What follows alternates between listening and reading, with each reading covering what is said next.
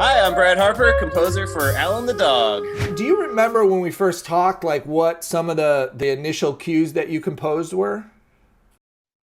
I think one of the earliest cues I wrote was actually the party scene when we cut to the clown at the party and he's tying the balloons. What is this? It's a river otter. That sucks. You're welcome. When we initially talked, I definitely wanted that stringy music where we could do stops for jokes. Right. And we had referenced a bunch of pieces of music, and that was a good one that you're referring to. I think the stringy thing was something that we talked about through the whole process. Yeah. And we had like code words for all of our little stringy ideas. Here, let's put some sneaky strings over here. Let's put these kind of strings over here. Well, we had. Those kind of pizzicato strings all over the place. It was a lot of fun. It's funny because like a lot of my background in television doing comedy in like the early mid 2000s, a lot of it was based on, that sort of sneaky thing and stop the music and show the reaction stuff. Absolutely. Plus it is really fun to edit too. So the editor in me was like, ooh, if we don't have anything, let's go back to strings. Alan's like, he's always kind of up to something. So it's like having that kind of like, sneaking around type of sound really just fit his kind of thing because Alan's got lots of ulterior agendas going on. Obviously, coming up with themes for characters is important in movies. Like for those who don't pay as much attention, think about Star Wars and Darth Vader. I mean, every time you see him in the movie, it's a different version of that same cue. So we had talked about it being important. And we had the menacing coyote sort of music, but that was a little more subtle and droney. But for Matt and Ellie, it was really important for us to come up with something. And then, I'll let you talk about it. But another thing was like you came up with different versions of that cue where it was C or B flat or whatever. So that was an important one for us. John Williams was known for kind of giving characters themes and situation themes and all these different types of things. So I was like, maybe I can involve some of that into the score, and see how it goes. Yeah. We'll see. Yeah, see if it works. And like writing the Max stuff, I definitely wanted to kind of keep it within a particular vibe, like this kind of villain type of sound. There you go. That's right. Tough guy, huh? We'll see how tough you are when your number's up. Right, Kev? Food goes in here. Oh, jeez, Kevin. There's a couple themes that I kind of brought in throughout the film. I didn't make them as like obvious as something like a John Williams type of theme, Yeah, but it's there. It's just subtly there, little variations on it or a little permutation of a theme or something like that. Particularly that one that I used for Matt and Ellie. I was going to give the initial example of that. The best way to see that is when we first meet her at the door. Right. I think where you're C, and then quickly after that, when Alan kicks Matt out of the apartment, there's a little more urgency. You went B flat and sped up the tempo a little bit. Hi, I'm Matt. Ellie. Yeah.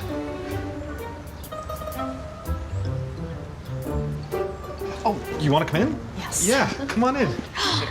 And you must be Alan. I got hit by a burning hot marshmallow. Not exactly a brush with death, but the story lives on somehow. All right, my man, I know you gotta run. I guess I gotta. Have a great day. All right. Get out of here. Bye, All right. Hey, Ellie, it was really nice All to meet you. right, Curse. Why don't you take off your jacket and step into my lair? All right. Let the interrogation commence. Another thing that a lot of people do know and some people may not know is that when you first start editing something like this, you always temp music in. So for myself and Joe McCaslin, the editor, we had picked a couple scores and stuff like that. So one being Wedding Crashers, which is done by the amazing Rolf Kent. If you look him up, he's done like Sideways and Men Who Stare at Goats. I think he did About Schmidt. You mentioned Rolf Kent, and I was like, oh, okay, I'll check it out. And I listened to the score, and I was like, this score is really fun. It made me go back and watch Wedding Crashers again. Yeah. And like, I don't even remember this score really necessarily from the movie itself because it just blends so perfectly into everything. And that score was that was a big influence, I think, on this. In terms of like the big fun stuff, like there is the Rocky montage we did and the fight scene, which are completely different cues. But I'm saying something like the Rocky music we had talked about for quite a while. We had played around That with was a some tough one. Yeah, we played around with some stuff, and then we were like, you know what? Let's leave it alone for a few weeks. Let's move on, and then go back to it. But one thing we had talked about was wanting that cheesy '80s feel, because it was a puppet version of a Rocky montage. Apollo Creed can't criticize Kanye for being the Kanye is a cat. Calculating. No, he's not. I suck. Come on, Alan. Can't do it. It's too hard. No, start from the beginning. Here we go. When I'm done with you, you're gonna eat lightning and crap thunder.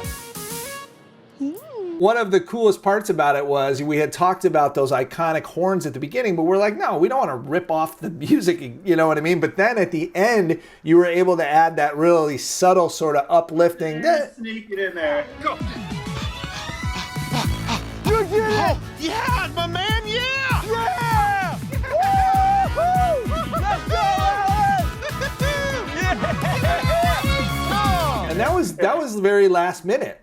Because I remember you had given me something and I temped it in because I wanted to do an output for a test screening. And when I put that in and listened to all three, I was like, oh, he got the horns in there. I was like blown away. Because it wasn't at the beginning where you normally hear the. And we tried that too, but it was just like and it was just like I felt like I was getting a little too close on that one. It was like plus and truthfully, another thing that's really cool about these things, sometimes you design something and you lay it in and it just fits, and that just never fit. Remember, we were like, I don't want to re-edit that to fit the music. It just, and then it was like kind of like a sign. I was like, we don't need horns at the beginning. Let's not do these horns. But yeah, that was a big thing we struggled with. Was like, how do we make this, how do we get that Rocky element without just having the in-your-face Rocky horn thing happen? Right. Now the big coyote fight scene was a little easier in a way, right? Because not easier to write, but like I remember the first version of that was pretty dang close. It was pretty. And you were like, "Hey, I want to add some stuff. Give me a little time here. I think I'm gonna accentuate this and punch this up." But that one seemed to work like almost right away. That was like what you were saying. Like sometimes the cues sometimes it just works. And like that first initial cue that I wrote for that, which was kind of bare bones, like everything I knew how I wanted to pace it and how everything was going to line up. That was the main challenge on that scene, was because there's so much kind of back and forth and this and that and like kind of capturing all these moments. And then you've got the Princess Leia's in trouble, then you've got a hero moment, you got this and that, so all these different elements. I love it when I catch dinner. Eating dinner.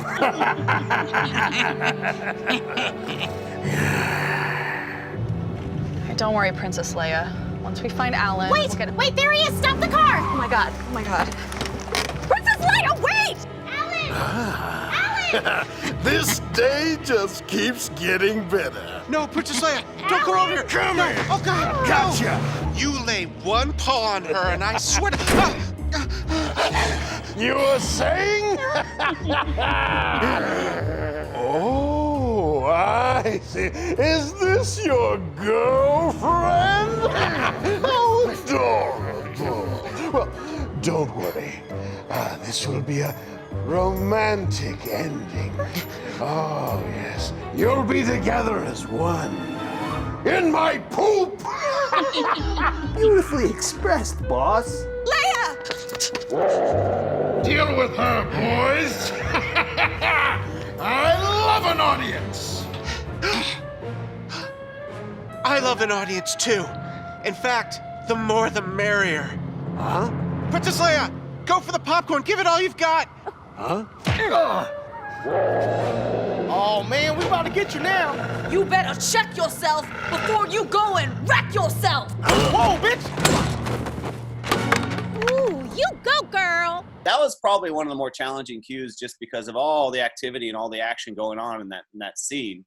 Plus, that was one of the few cues where I did kind of the big orchestral thing. Right. So there was a lot going on in that one, I guess on a complete different level would be something like the owliest cue, which we would you'd always name these cues based on the scenes. It was easy. I think we liked the cue right away, but we actually played around quite a bit with where to bring it in. We talked about that quite a bit. Like, we'll try it here.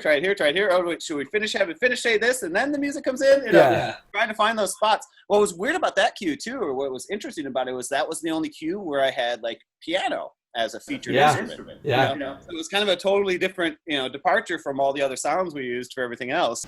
I know I'm not some dangerous green juice barista who rides motorcycles and makes dick collages. I'm just a simple guy who likes fixing cars and watching the sunset with his best buddy, you know? I promise I will always be there for you. I'll even put THC eye drops in my eyes. It's fucking crazy, but I'll do it because you are the smartest, coolest, sexiest, owliest, best dog owning, best kissing, loving. Shut up. Just shut up.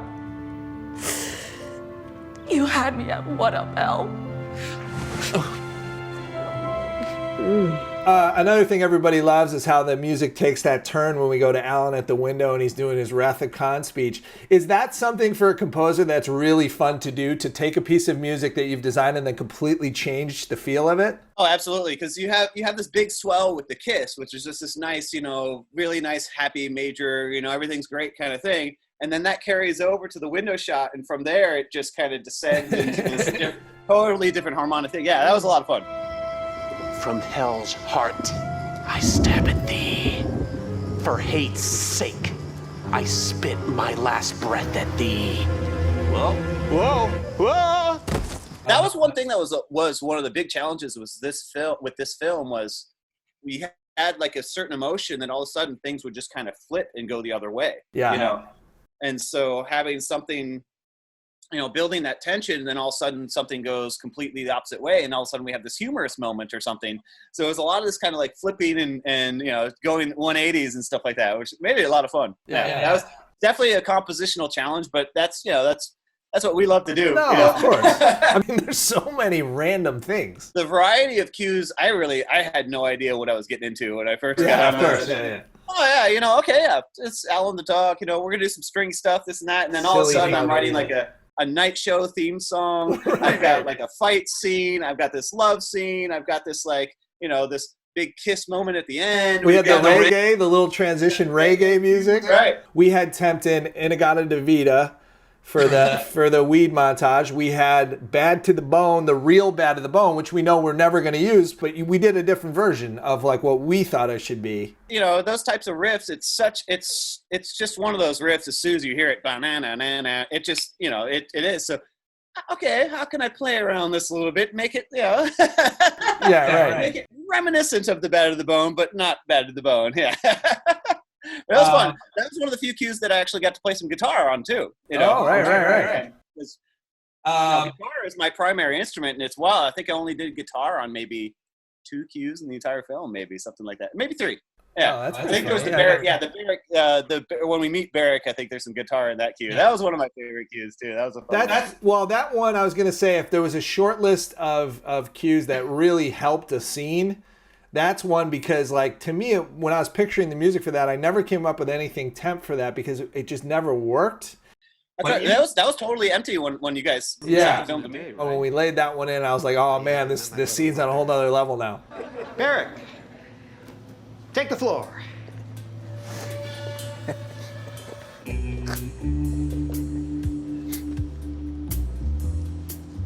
Listen up. As the new boss, obviously I'm gonna be changing shit up everywhere. So if you don't like change, get the hell out now.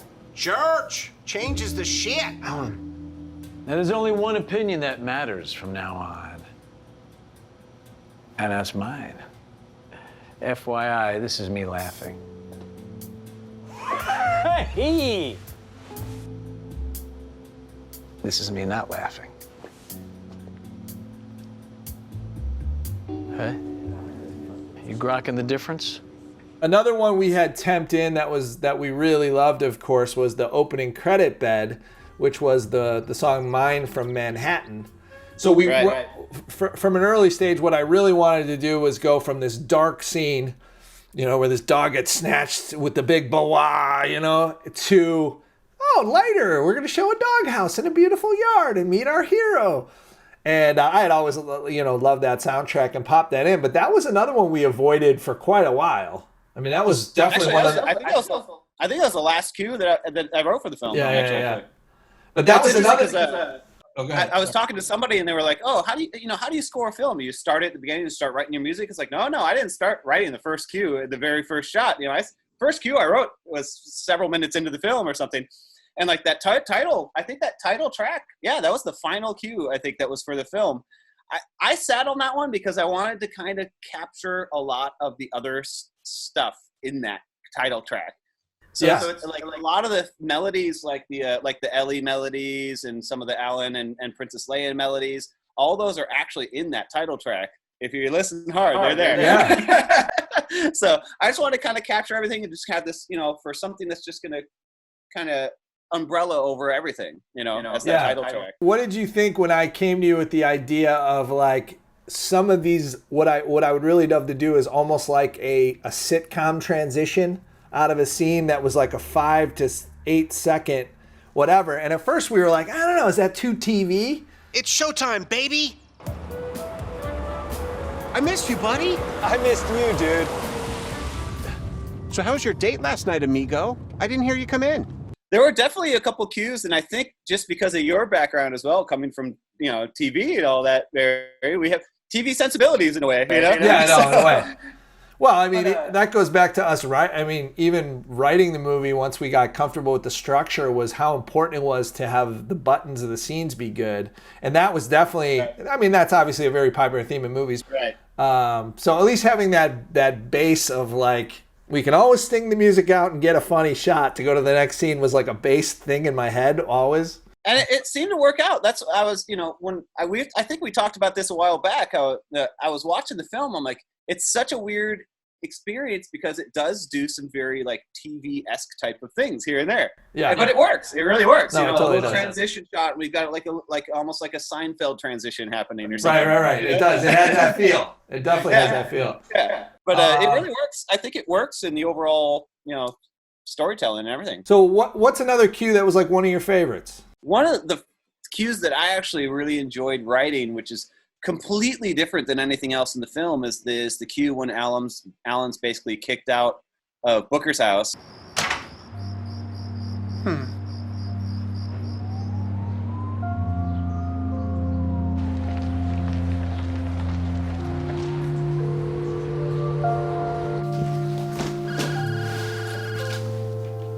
It was just a completely different cue because I used like these really soft, synthesizers and all this kind of stuff, where all the rest of the score is this very organic strings and clarinets and pianos and all this kind of stuff.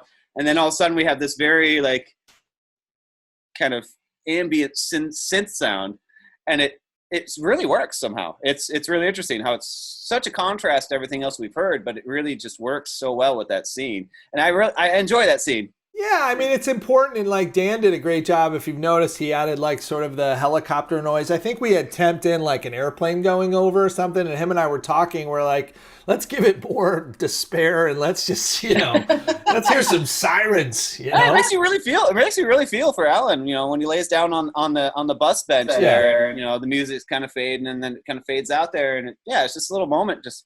Well, speaking of which, I don't know if you even noticed it, because sometimes when you watch it on the screen, it's smaller, but something Steve and I always talked about forever was like, man, it'd be so great if we could have Allan's eyes close when he lays down. He's like, just like, oh my God, this is my new life. Yeah, I'm gonna pull this up after a while. Yeah, because that's the conclusion of that song, That's great. Hey, question for you, Barry, actually. Yeah.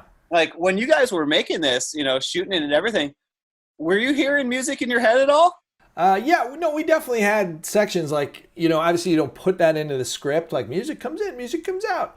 But there were sections that when we wrote it, we were like, the music's going to come in there, it's going to stop there, get that line of dialogue, pick back up. A great example of that would be like the flashback where Matt comes in and he catches Allan peeing on the bed. And then you did that amazing thing where you were able to write the cue starts the exact same way in both flashbacks, but then goes a whole different direction. That cue was a great example of that, because I think we talked about that very thing for that cue. And you said, if you can have something that sounds like the same cue started again. Yeah. So I just had that same kind of cue come in on the second flashback, and then it takes a completely different, right, which is really fun, that sort of thing. What? Just spank me like you did that fateful day on March 19th. Never forget. Never forget. Oh, yeah. This is how it's done. Hey, bro dog. Alan, what did I say about not pissing on the gun? I'm gonna put you down, you little fuck!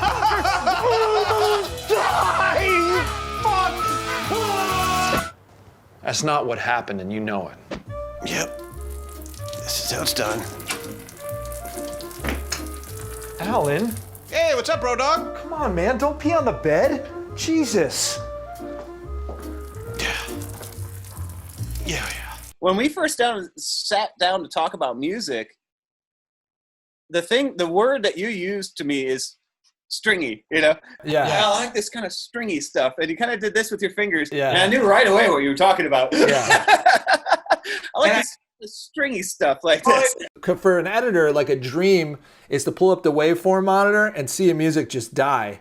Because I'm like, shit, I can move that around anywhere I want. I think there might have been like one cue that I had sent to you, and you ended up moving it to a completely different spot. And I was like, that actually is much better. Yeah, awesome. yeah. Well, you know, speaking of which, too, another great example of that sort of thing is the interview cue that you composed for when he's interviewing. Because and Steve and I talk about this in the commentary. It's probably the longest scene.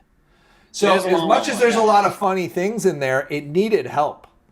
And that was one where I think when we laid in the original one, you and I played around with it. We're like, all right, man, this is like 95% there. Maybe we just pause it here and then bring it back here. Are you a sociopath? No. Every time I murder somebody, I feel terribly guilty. Witty banter. Check. Huh? That's great. All right. Second question. Wait, real quicksies. Do you always say the abbrev version of a word and then follow it up with the full word? Because that kind of defeats the point of the abrevs. PTML. Point taken, my lady. And that's one thing that I was talking to some of my friends about, you know, particularly making a comedy, is comedies are hard, man. They're really hard. Because you don't want to overdo a joke, you know. You don't want to be like wah wah, you know, unless that's the thing you're going for. You know, that was a big challenge. Is just trying to figure out, you know, is this too much music? Is this too little? Is it taking over the joke? You know, all these types of things. And I was trying to keep the joke always in the forefront of my mind. Yeah, for sure. Yeah. I had a lot of fun with the comedy. I'd like to try something else, you know. So, you know, maybe a drama, sci-fi, anything like that too. You're saying no to Allan the Dog too, is what you're doing. No. I never say no to that. Never say no to that.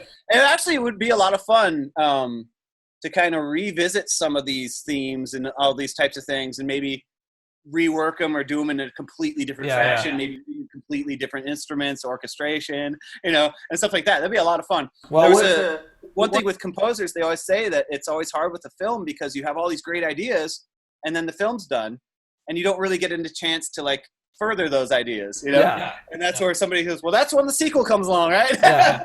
Well, I'll talk to Steve and we'll send you our non-disclosure agreement because we do have a sitcom and the pilot is written. Oh, so it'll be funny for you to read it and go, oh, how do I want to mess with this a little bit?